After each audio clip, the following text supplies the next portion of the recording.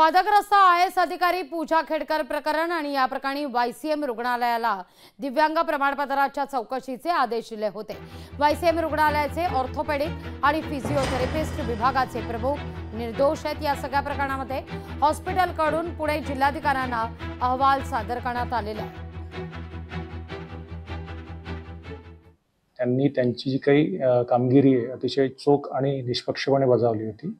तोच अहवाल आपण 24 तारखेला जुलैला सादर केला होता। त्याच्यामध्ये माननीय आयुक्त साहेबांनी काही स्पष्टीकरण आपल्याला मागितलं होतं काही मुद्द्यांच्या बाबतीमध्ये। त्या मुद्द्यांचं स्पष्टीकरण आपण सादर केलं आणि तोच अहवाल काही अहवालामध्ये बदल न करता तोच अहवाल आपण जिल्हाधिकारी कार्यालयाकडे पाठवलेला आहे। त्यांना आपण उत्तर काल दिलेलं आहे। किती डॉक्टरांची यामध्ये चौकशी करण्यात आली? त्यामध्ये एक फिजियोथेरपिस्टचे तज्ञ आहेत आणि एक ऑर्थोपेडिक तज्ञ आहेत। That percentage जो दिया गया है based on the reports and observations 7% में कोई प्रॉब्लम नहीं है।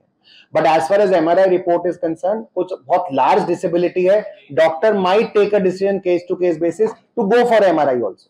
मैं ये नहीं बोल रहा हूँ किसी भी केस में MRI नहीं करना पड़ता है, but इस केस में उनको 7% देते हुए नहीं लगा के MRI करने का जरूरत है। So I think that was a decision that doctor took, जो कि हमारा re-verification में that has been found to be correct। काय?